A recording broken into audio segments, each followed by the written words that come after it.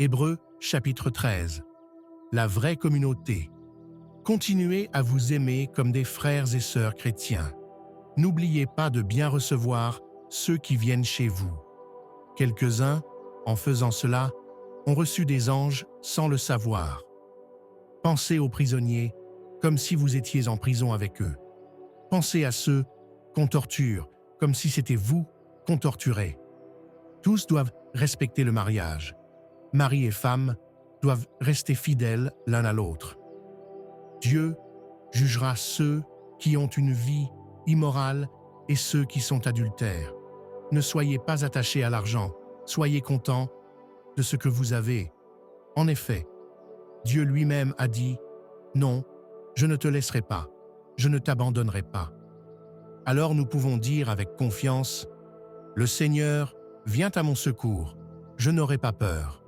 Aucun être humain ne peut me faire de mal. » Souvenez-vous de vos anciens responsables qui vous ont annoncé la parole de Dieu. Regardez comment ils ont fini leur vie et imitez leur foi. Jésus-Christ est le même, hier, aujourd'hui et pour toujours. Ne vous laissez pas tromper par toutes sortes d'enseignements bizarres. Si c'est la bonté de Dieu qui nous encourage, c'est bien, mais les règles au sujet de la nourriture n'ont jamais servi à ceux qui les suivent. Nous avons un autel, et les prêtres juifs n'ont pas le droit de manger ce qui vient de cet autel. En effet, eux, ils servent dans le temple. Là, le grand prêtre juif apporte le sang des animaux dans le lieu très saint pour enlever les péchés, et les corps de ces animaux sont brûlés en dehors du camp. C'est pourquoi Jésus, lui aussi, est mort en dehors de Jérusalem pour libérer le peuple de ses péchés avec son sang à lui.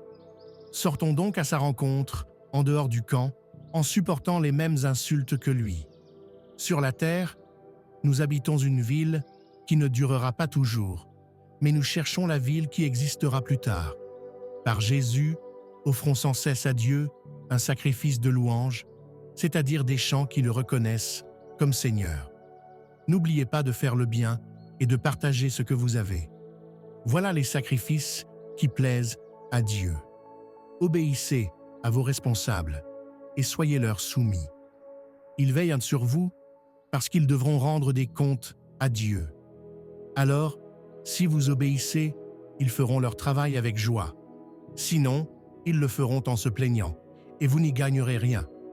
Priez pour nous. Nous sommes sûrs que nous n'avons rien à nous reprocher. En effet, nous cherchons toujours à bien faire. Je vous le demande avec force. Priez pour que je revienne plus vite parmi vous. Prière, c'est Dieu qui nous donne la paix. Il a fait remonter de chez les morts notre Seigneur Jésus, qui est le grand berger des moutons. Et le sang de son sacrifice a obtenu pour nous une alliance qui dure toujours. Que ce Dieu vous rende capable d'agir toujours bien pour faire ce qu'il veut. Qu'il accomplisse en nous, par Jésus-Christ, ce qui lui plaît. Rendons gloire à Jésus-Christ pour toujours. Amen. Nouvelles et salutations. Frères et sœurs, je vous le demande, écoutez avec patience ces paroles d'encouragement. En effet, ma lettre n'est pas très longue. Voici une nouvelle. Notre frère Timothée a été libéré. S'il arrive assez vite, j'irai vous voir avec lui. Saluez tous vos responsables et tous les chrétiens. Ceux d'Italie vous saluent. Que l'amour de Dieu soit avec vous tous.